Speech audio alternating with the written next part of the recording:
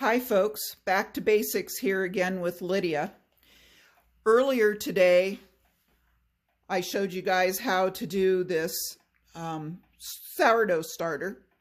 And as you can see, it is more than double and it's up to the glass rim and has nice air bubbles, so it is ready to go. I don't typically do a regular sourdough bread. I like my bread a little heartier, but I do like the sourdough base. So I use 550 grams of the organic unbleached white wheat flour, 75 grams of the dark rye flour, 75 grams of the spelt flour, and 20 grams of a kosher sea salt. The other thing that I found that I like is I like to add a nice heaping tablespoon of the diastatic barley. I find that this helps make your bread a little more fluffy and the consistency is very, very nice.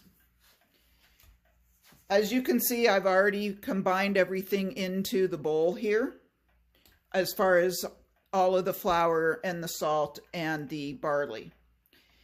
Now, what I have done is I take 375 grams of filtered water and I put that in to the flour, get it soaked and get it started.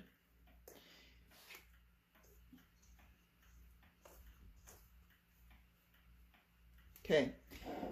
Then the next thing I do is, as you can see here, I have 150 grams of water already measured out, and I will add 200 grams of the sourdough starter.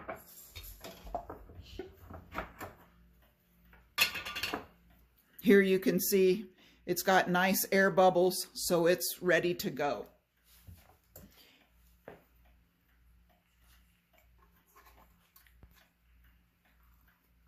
And I will measure 200 grams now.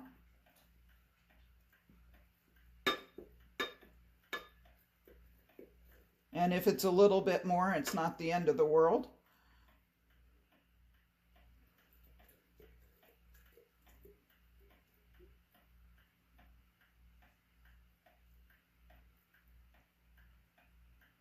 All right.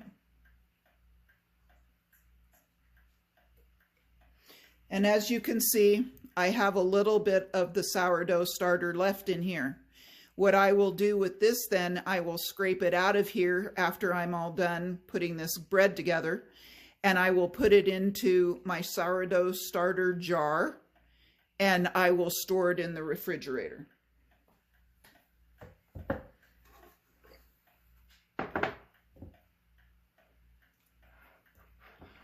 I mix this up a little bit.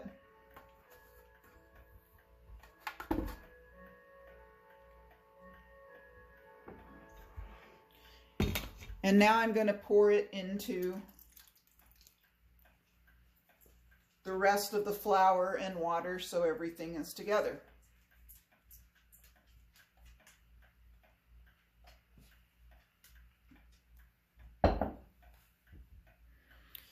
So as you can see, it's pretty wet, but as you mix it in, it will start to get drier.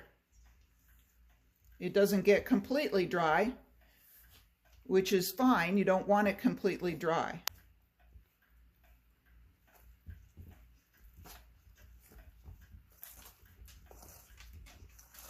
And I like to do this by hand. Some people do this in a mixer that is able to handle doing breads with the dough hook and all of that, but I don't find that I need to do that. I find that this works just fine. And as you can see, it's already starting to come together. It's not as wet.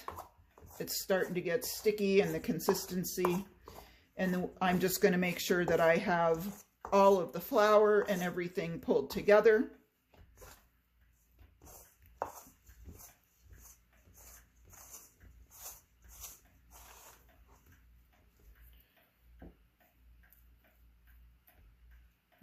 Okay, and as you can see on the spoon here, it's pretty stiff.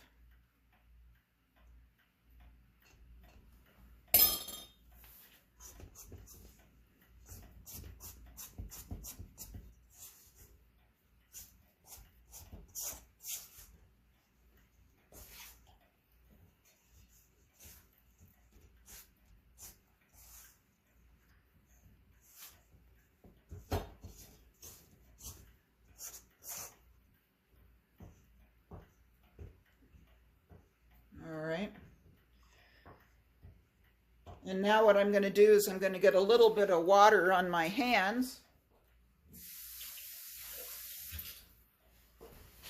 And I like to have a little warm water. And as you can see, this then makes that dough come off nicely.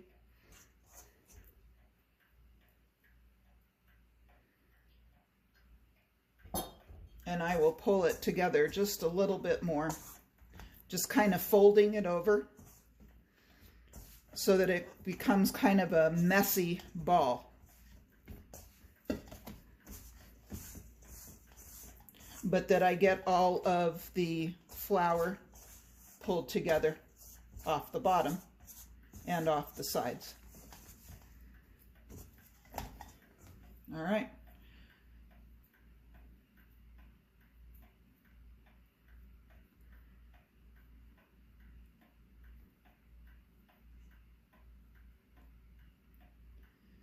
All right, so there's that.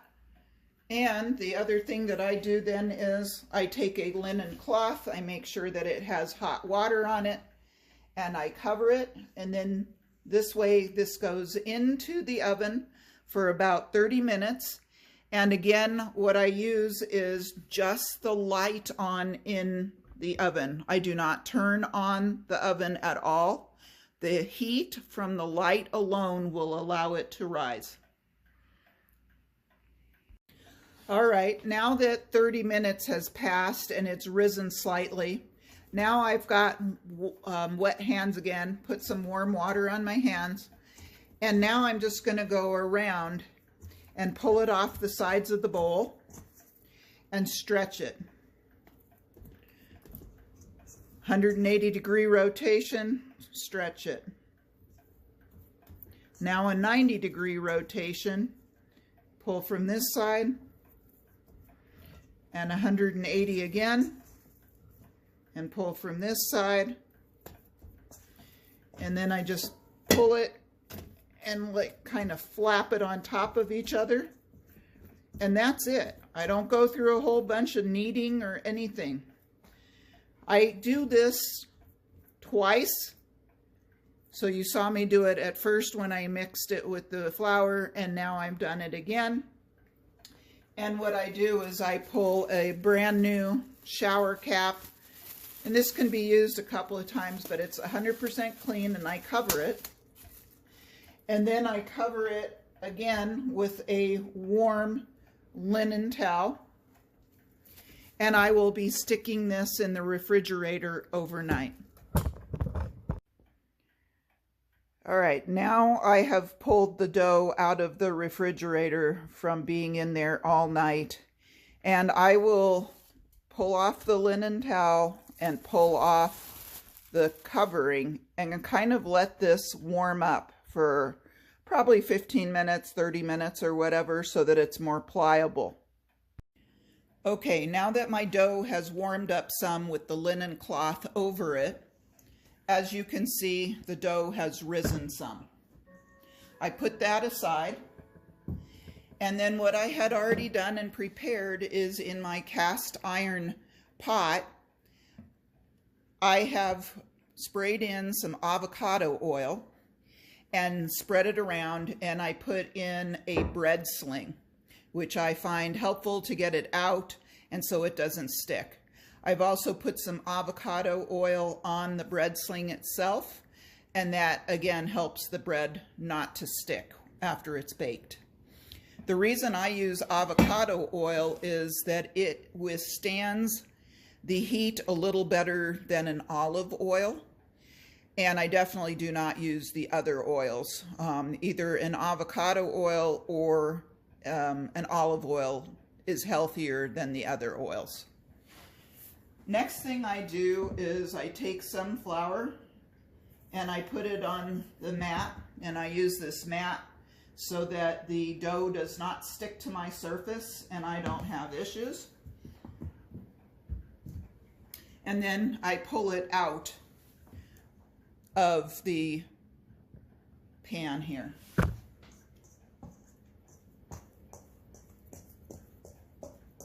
And it'll be a little sticky in the pan, but not bad at all. And if you use a stainless steel pan, that's better. It's better than using a plastic pan. And as you can see here, it's come out pretty well. And then you can just scrape out the little remnants of dough. What I do then is I stretch it. Rotate 180. Fold it over, rotate 90. Stretch and fold. Stretch and fold. All right, now I have a nice consistency of the dough. I pull in a little more of my flour so that it doesn't stick, and I work it through a little bit. This is where I do a little more kneading than some of the other folks say you need to, but again, this is a sourdough base. I am not making the traditional sourdough that is just the wheat or white or whatever you're going to use. Again, I use an organic, unbleached wheat. And then I kind of just fold it in from the bottom. And that's pretty good right there. So not much to do. There's a little bubble here. I pull in my pot.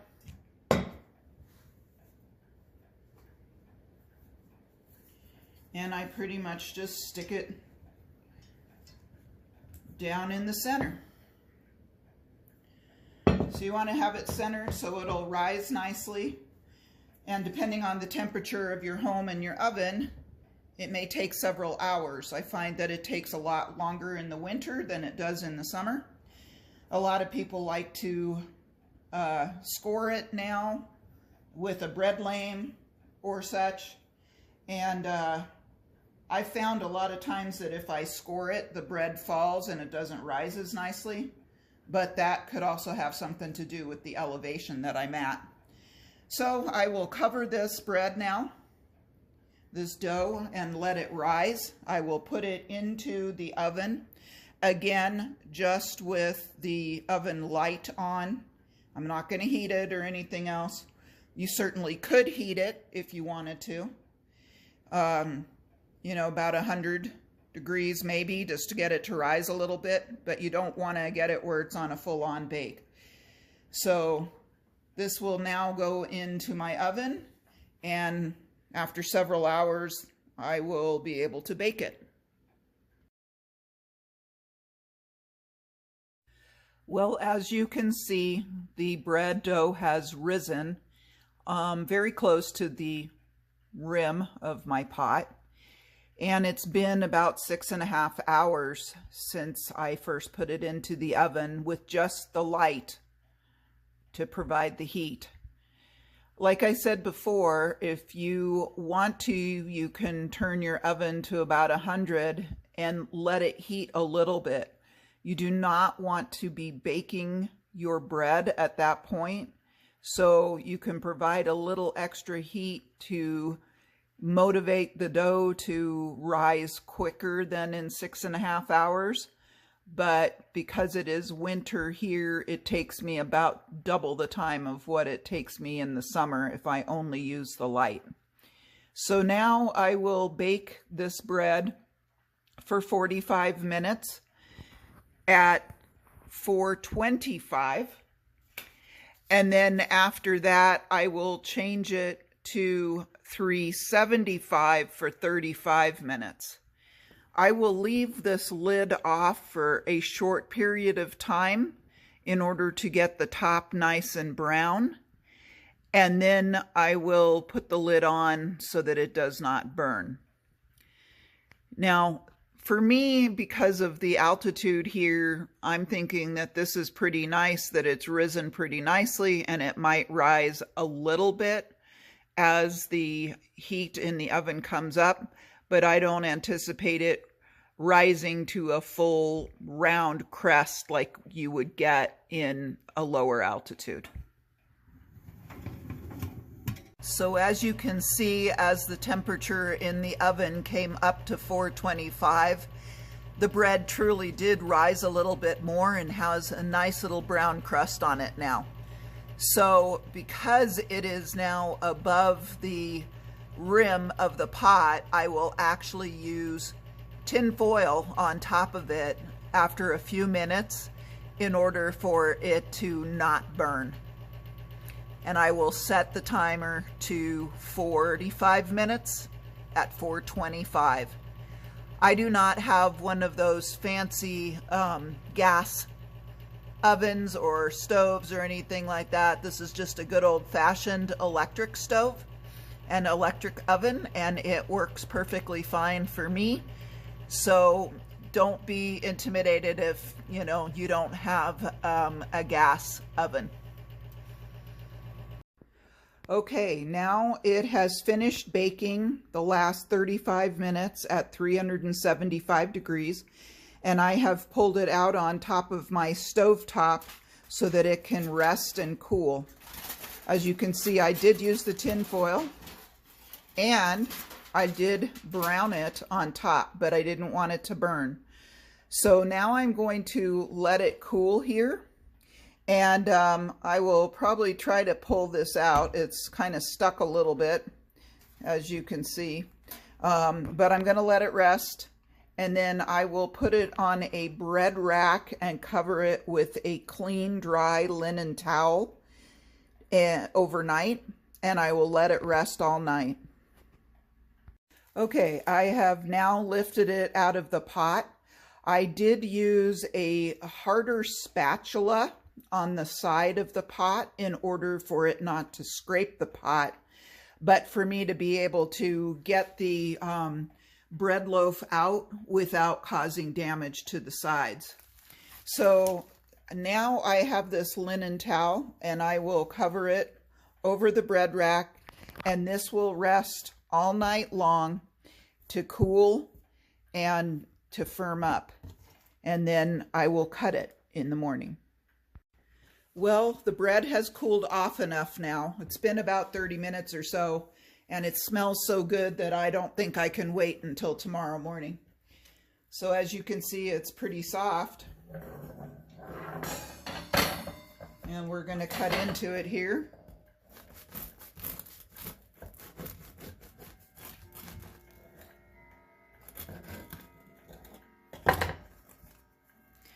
And as you can see, it is nice and soft.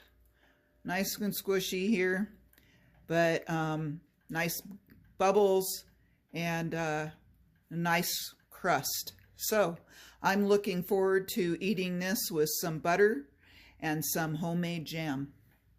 All right, if you have questions, please reach out to me. And I have some information in the description below. I hope you guys have enjoyed this and found this to be helpful. Talk to you later.